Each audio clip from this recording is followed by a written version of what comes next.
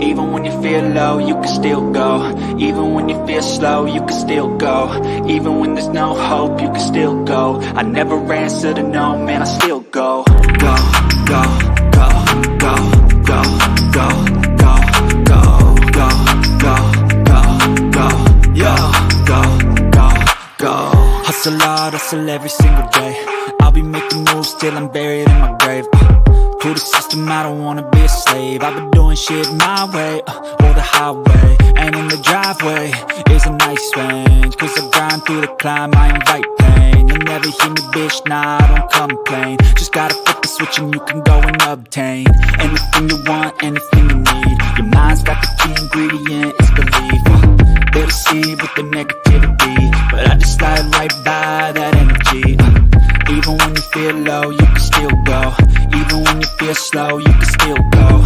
Even when there's no hope, you can still go. I never answer to no, man, I still go. Go, go. We are the nation of domination.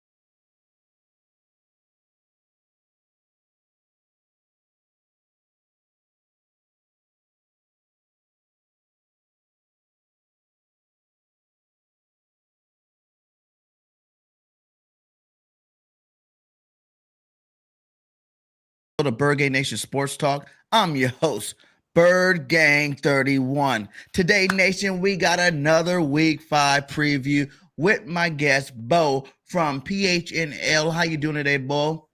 I'm doing great, man. Excited to break down this game. A pair of exciting quarterbacks. Hopefully the Cardinals can kind of get that offense going a little bit, but I know you guys are feeling it a little after an undefeated start, last undefeated team in the league. I know Philly's feeling it. Oh, yeah, we feeling pumped over here. You see the Hurts season hat on. We definitely team Hurts over here, man. So let everybody know a little bit about your channel, and then tell me how you feeling about these Cardinals, some good, some bads, and what you like to see get better. Yeah, PHNX Cardinals, PHNX Sports. We cover everything Phoenix, Arizona sports related. We're covering the Suns, we're covering the Coyotes, Arizona State, Arizona football, and, of course, the Arizona Cardinals playoff team last year. Lots of excitement with Kyler Murray signing a huge deal to remain here in the desert through 2027. And the team kind of came out of the gates a little slow, especially on the offensive side of the football. And they're looking to finally, after talking about it so much, have a hot start because I think they need it in order to keep up with this Philly offense. Yes, sir. This offense is looking pretty good. Jalen Hurts is having himself a year. AJ's been nothing but a miracle over here. How much he advanced this, receiving core that we have over here in Philadelphia. Just one addition, really, and now everybody looking great over there. So let's talk about Kyler Murray, man. How you feeling about Kyler? Everybody knows Kyler's one, kind of like Jalen Hurts in a sense. Where they're both mobile quarterbacks. They can get out of the pocket. If you let these guys start running wild on you, they'll put some damage on your defense. So what do you look to expect to see from Kyler Murray this week? I mean, you hope to see the mobility, right? Because a couple games earlier this season, they kind of reined him in a little bit, and it's not successful for this offense. They've got to let him utilize one of his main weapons, and that's his legs. But he's a great passer and a little slow coming out of the gates as far as connecting with his wide receivers early on. Hollywood Brown, somebody they're getting incorporated in this offense. He's looking solid, just like a big acquisition like A.J. Brown. He's been big for the Arizona Cardinals. And then you got to have the other guys, kind of the the supporting cast. Rondell Moore's got to get up to speed, and you've got Greg Dortch, who's a nice addition to this receiving core. Kyler Murray's just got to be a little bit more efficient early on, hit on those wide receivers, hit on some big plays potentially, and get these guys out of the gate. Too many 3-and-outs early on for this team, and putting this defense on the field too quickly to where opposing offenses have been able to capitalize and put this team away and in too big of a deficit early on. Is it more players, scheme, coaches? What's going on? Do you think it'd be a little bit different if you guys had D-Hop these first couple of games, Oh, since you don't have that mega star there? absolutely. It's been a welcome sight to see Hopkins back in the building at the facility. Obviously, he can't practice with the team. He can't play, but he's working out. He looks great.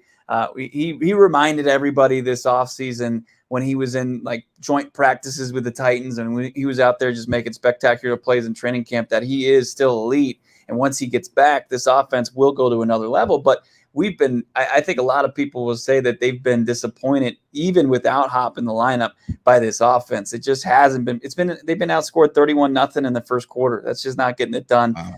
The first half, they've just been stagnant. It hasn't been there, and you can say that's kind of on the play calling, but it's also a mix of guys not executing out there. Kyler's hit some receivers who just haven't made that big play.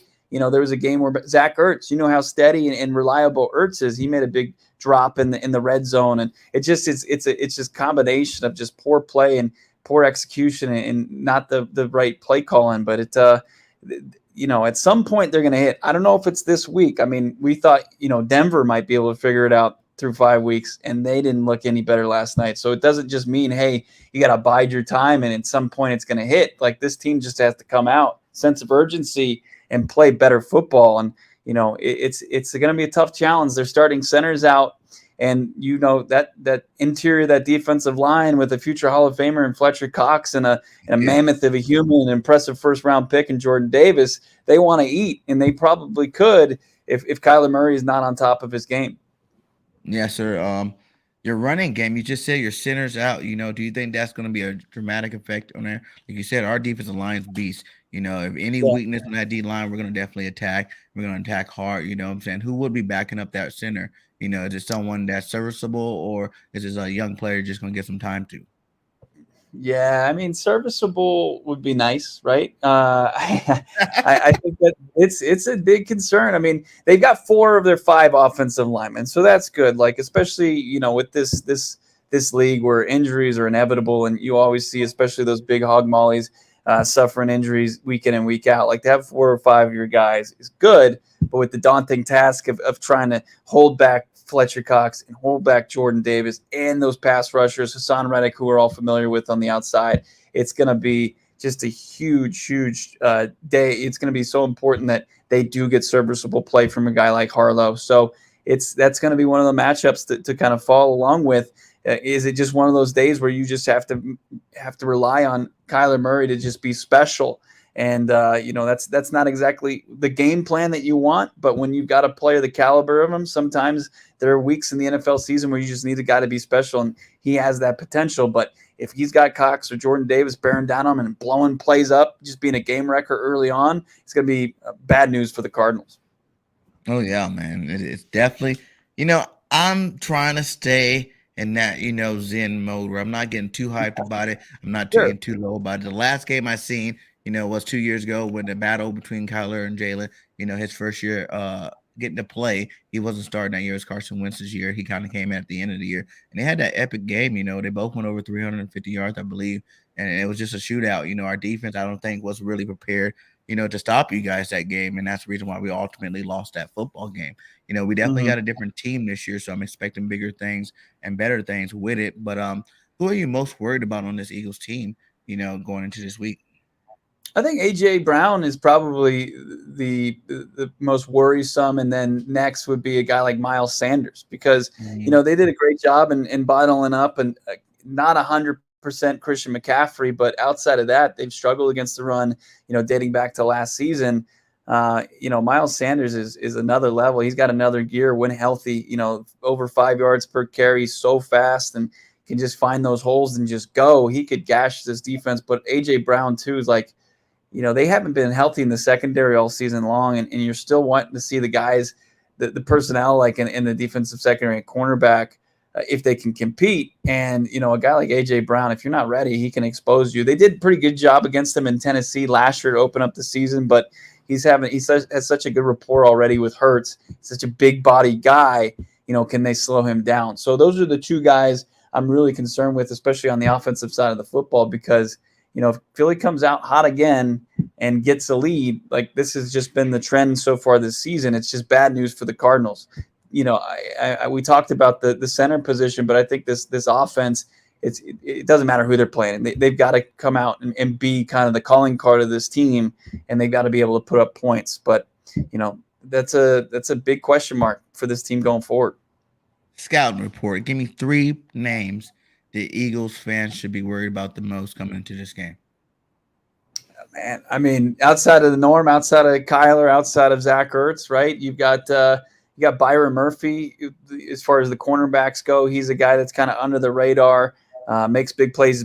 He's playing inside now. He's playing that slot corner position, and he can help out with maybe a Devontae Smith. And on the offensive side of the football, you're going to have to look at. I mean, Rondale Moore is somebody that they're trying to reincorporate in this offense, and if he gets up to speed, he has speed to burn. A second-round pick at a Purdue, but Hollywood Brown is the guy he's been the dude all season long. I expect him to have another solid game. Ertz to have a solid game, and then if they need to get that good balance going with the run game, I don't know if it means it's James Conner or it might be a guy like Benjamin early to get some yards, and then Conner punch it in if they're close to the goal lines. So it's gonna be a team effort, obviously. I mean, with Philly so hot right now, and there's a lot of scary components to their team offensively and defensively. Arizona Cardinals are going to have to play their best game of the season in order to keep up with them and then have a chance at the end. Yeah, we got a question for you. He said, who's the Cardinals defensive coordinator? It's Vance Joseph. If you remember, he coached the Denver Broncos a couple of years ago. Didn't really get a good chance as far as never had a quarterback. He left Denver, and then he's been a pretty decent defense coordinator here. I mean, problem is the players that he has to kind of put in position, like you can only do so much. I mean, you got to make chicken salad and a chicken bleep sometimes with the guys they have on the defensive side of the football. But JJ seems like he's going to play Watt. You've got Zach Allen at the interior of the defense. That's become kind of a game wrecker. You got a linebacker in Zaven Collins who's looking good through his first 4 games of the season, and then you've got Budda Baker, who's absolute just missile sometimes. Looks like he's shot out of a cannon, making tackles all over the field. So they've been the team that's been the side of the ball that's been trending right the last couple of games, and if they can get the stops, against this offense, they should be able to put themselves in a good position to compete. Are there any more injuries besides your starting center? I mean, it's a long injury list. There's a lot of guys questionable, but nobody like really in doubt to miss. I think that they'll get AJ Green back, but AJ Green at 34 years old, he's shown that maybe Father Time continues to be undefeated, and he's not as making as big of plays as he even did last year in his first season with Arizona. But other than that, I mean, they're banged up just like everybody else. But they were actually trending injury-wise in a good direction after starting the season down a couple key players. I think now they're actually in a pretty good spot. There isn't, outside of that interior, that offensive line, there isn't, I think, an area that will be exposed on a play-to-play basis.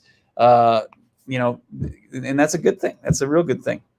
What was your take on the team going into the season? Like, what was your record prediction, and has that changed since then, or has the first 4 games kind of started the way you thought they might? No, I mean, I thought they could potentially lose the first 3 games of the season.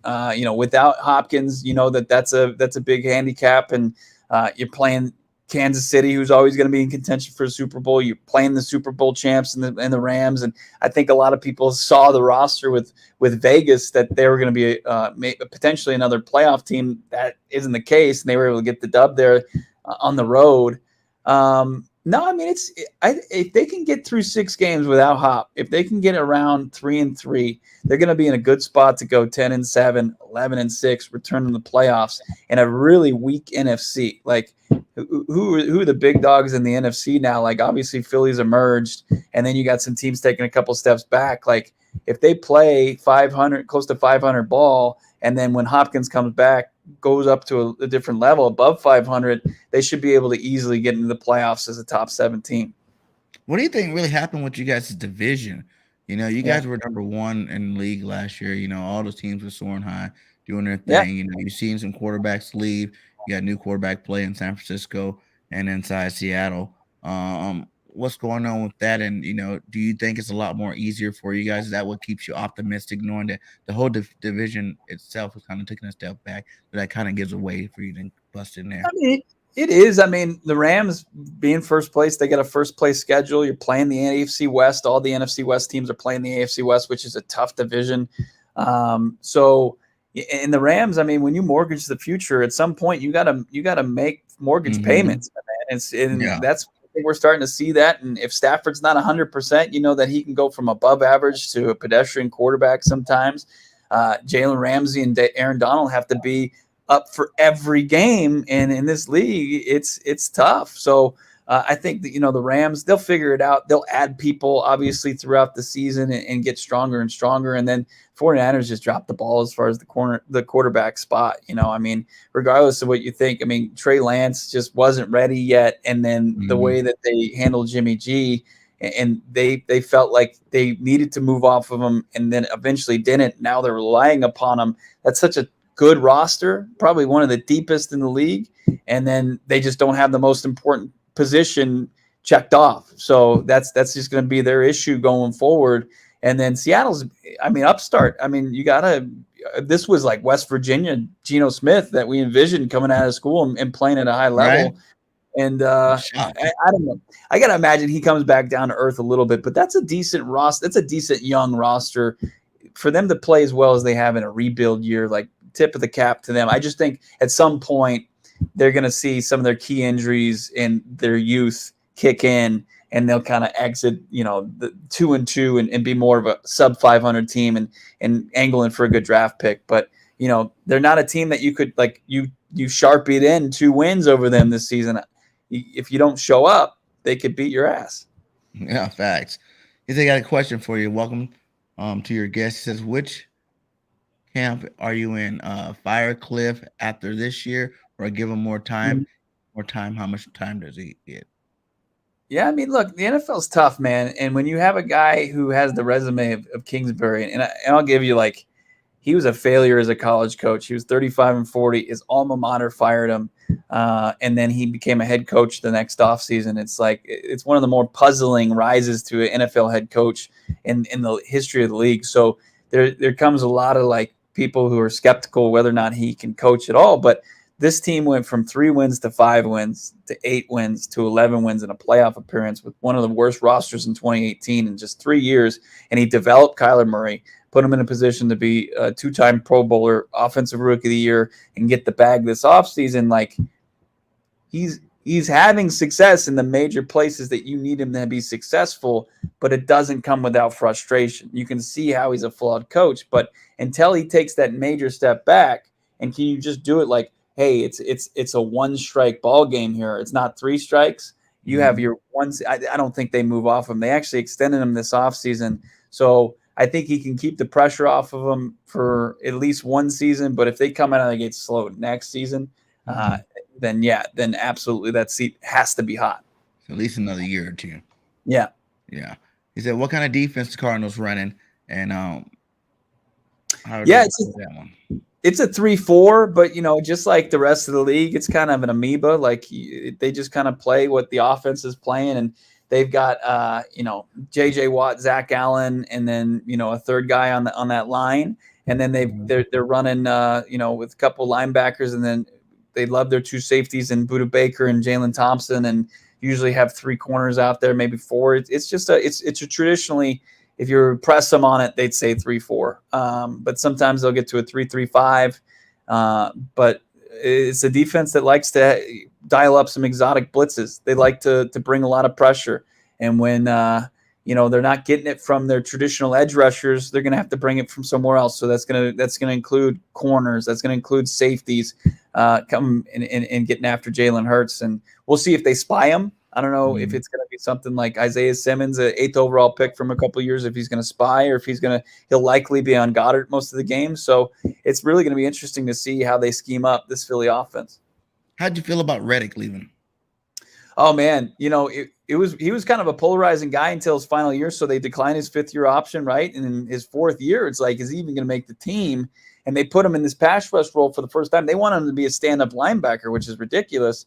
And he goes through 3 defensive coordinators in 3 seasons, and then finally Vance Joseph puts him in a position to be successful. They lose Chandler Jones that season. He racks up 12.5 sacks, and I think a lot of people wanted them to keep him, but it seemed like he wanted to get closer to home. So he goes to Carolina. He reunites with his college coach and Matt Rule, and then he signs with Philly this offseason. It's like Cardinals would have had to come over the top, maybe even more so because of how bad they mismanaged him early in his career. So, the fans obviously noticed that they messed that up, but he's a great player, man. He really is. They've really found a role where he can thrive and be just an absolute nuisance and menace for opposing offenses. I love Haason Reddick. And on the flip side, Zach Ertz from the Eagles, like we talked about, Mr. Reliable, man. How has the fan base really embraced him? And how do you feel about Zach Ertz? You still see that he is, one of them top flight tight ends out there, or do you think, he's serviceable? We don't need to worry about that position for a couple of years, but we can upgrade it soon. Yeah, I think he still plays a major role in this offense. I mean, he's not Zach Ertz of a couple of years ago, right, where he was a perennial Pro Bowler and in the discussion for the top tight end in the league, and he was up there in the same breath as a Kelsey, and it's not there anymore. But he's still a reliable guy. He still plays a huge role in the red zone and moving the chains, and obviously off the field, the stuff he brings is unmatched. Great. As far as his philanthropy and he and his wife, I think he talked to us this week, and basically he said he has no ill feelings towards Philly. And it really felt like it was either going to be Arizona, where his wife is from, or Philly, or because it doesn't seem like he wanted to be anywhere else. So you can appreciate a guy being that loyal. And you guys just know Ertz is a very easily likable guy. And it helps when he performs on Sunday. Scored a touchdown last week. He approaches double-digit targets a game, and the ball goes up, and he usually comes down with it. So hopefully they can get him. He was the target leader after Hopkins went out last year, and continues to be a pretty big vocal point in this offense. Yeah, just like our coach did. Some people say that they think that you guys need an OC. How do you feel about that? Because you see Nick Sirianni this year, he gave over the role to Steichen, and our offense is looking pretty good this year. Do you think that's something that Cliff needs to do for the Cardinals? Yeah, I think if things go south and they miss out on the playoffs after the expectations were that they needed to return, absolutely that's got to be, if you're not going to let them go, the alternative is, hey, maybe relieve the play calling duties to somebody you trust, right? And somebody knows that your philosophy, your game plan, and you focus on, the things that go into being a head coach. That's what I was calling for last offseason, but I don't make the calls, right? I can talk until I'm blue in the face. The organization's going to do what they're going to do, and they saw progress is progress. So, if they're unsuccessful, man, and don't get back to the playoffs, I absolutely expect them to do that if they're not going to move off of the coach. Yeah. Are you a season ticket holder? I'm not, but I mean, I cover the game in the press box, so it's nice. I don't have to. That's even better, right? It is. I mean, you get to go have a good time when you're a season ticket holder. It's a little bit more conservative, I guess, a little bit more subdued in the press box. No cheering and stuff. You don't get like the full atmosphere and stuff that everybody loves about game day, and you can feel passionate about football and cheer on your team or boo. Or I miss that aspect a little bit, but yeah, it's a great game day experience. I expect a lot of Philly fans to be out here. Actually, Ertz said, like, Cardinal fans, don't sell your tickets to Philly fans. Not a knock. Oh man, Ertz is hating. Hey, tell Ertz don't be blocking over there. I think he's like over there, Ertz. See, and I was liking you. Now you're trying to hate on us, Ertz. We coming. He knows. Yeah, he knows. He knows better that they're out there, and they'll pick them up in the secondary market, and they'll come. Gang Green's going to be out there in full force. The Bird Gang's going to be out there. So he knows that it's going to be tough running offense sometimes if you got a loud Philly crowd in there, and he's trying to maybe be proactive and slowing that down. How many years have you been reporting on the Cardinals? Man, I think 10. 10 years, starting in radio and working my way up. And I was back in the Wiz and Hunt years where, you guys sent us damaged goods and Kevin Cobb. What the hell was that about? And it was really thin for a while, and then Carson Palmer, Bruce Arians, those guys, those were fun. The no fly zone. You had Patrick Peterson, Larry Fitzgerald, some great players. Got to watch those guys develop and play at a high on a big stage. They got the NFC Championship game, and then thin years again. And then Kyler Murray came, and he's got to be one of the most electric players I've seen in a long time. It's like what you guys are watching with Jalen and what you guys saw with DNAB. It's just it's really something when you can draft a guy and they can kind of get to this level and just make plays that just make you just lose your mind each and every game. It's awesome. How many players have you interviewed, and which was your favorite interview? Man, I mean, Fitz, it's tough to beat Fitz. Just a consummate professional, just a fun dude, very humble, right? It's tough to beat a guy like Fitz, but then, you've got guys like Calais Campbell, who's still playing at a high level in this league for Baltimore, one of the nicest guys you'll ever meet. On the outside of football, I got to interview guys like Devin Booker before.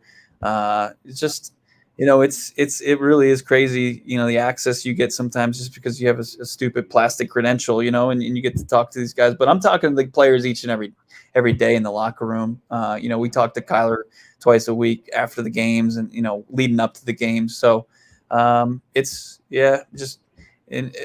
blessed beyond measure with that kind of stuff. It's really fun to turn like a passion of mine into a profession. Nice. He said, which radio station did you work for in AZ? I worked at 910. I do.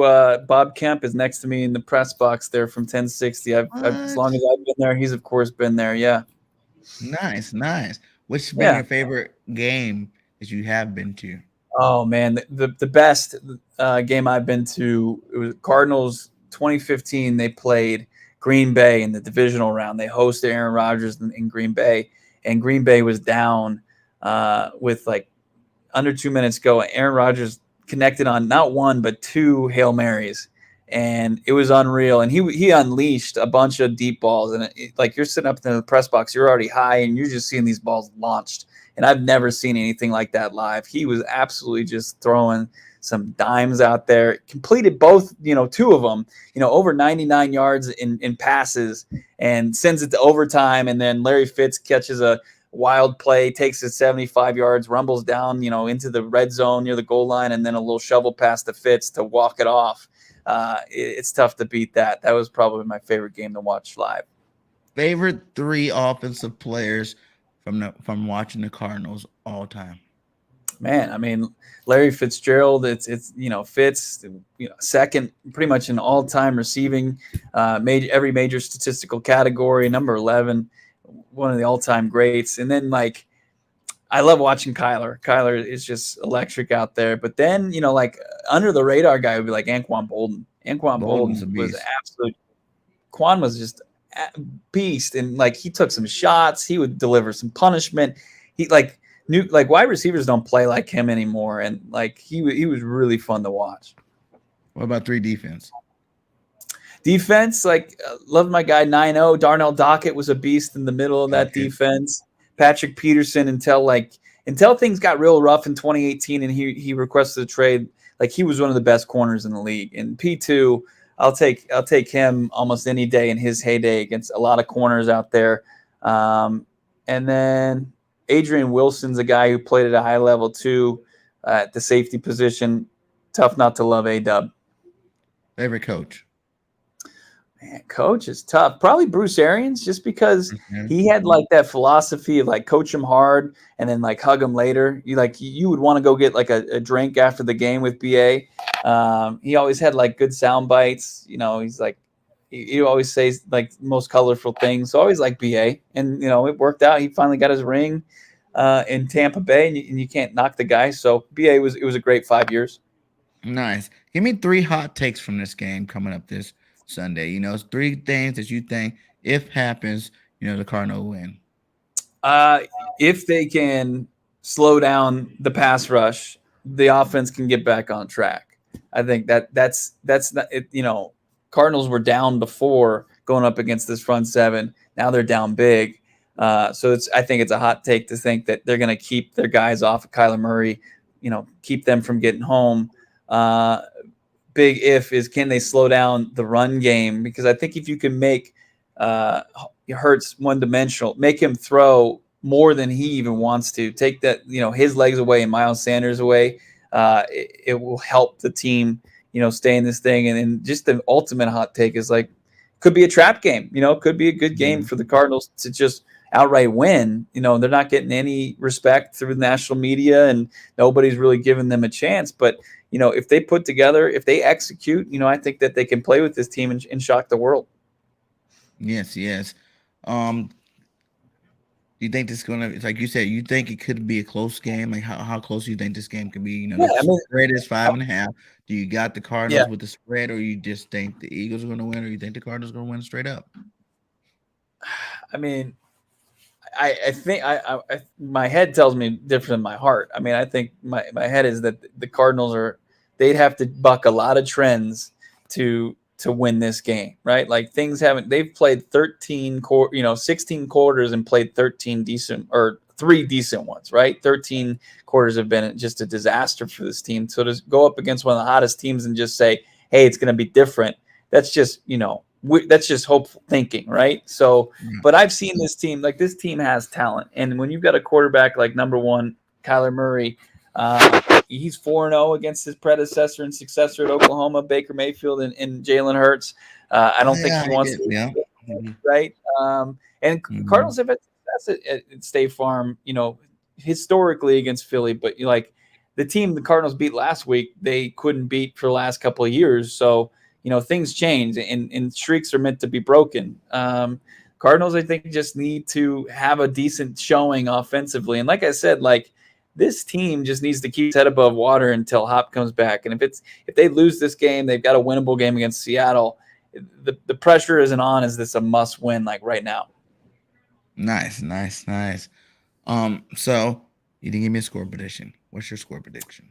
Man, I think Philly continues to put up points, probably high 20s. I think they win. And both teams are going to have backup kickers in there. So hopefully no field goals come into play. Down the stretch here. I think it's going to be like 28-22 Philly. Nice. Yeah, both kickers, man. That's crazy. There's a lot of kickers out right now this week. You see the national media put Eagles, you think it's well-deserved, being the number one overall team, or do you think, you're on a fence where you need to sit consistently and a little bit more of it before you actually buy into the hype and think that Philly's the best team in the NFL? I want to see him against one of some better competition. Like Washington sucks. Jacksonville is up and coming, but I think Philly's a better team there. And then Detroit, they get into shootouts and all. I just want to see them play better competition. I think that starts this week.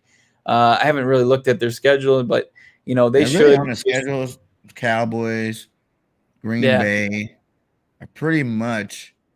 I want to see them get into a tight game. I want to see them face some adversity, trail, come back. I think that's just good for them down the road. And just kind of see them tested. They were tested last year, and they were kind of ahead of schedule as far as this rebuild goes. And you love what you've seen from Jalen Hurts, but you want to see everybody kind of face some adversity. It always does everybody good. So just want to see that, and so that they're tested come playoff time, and we know a little bit more about them before then.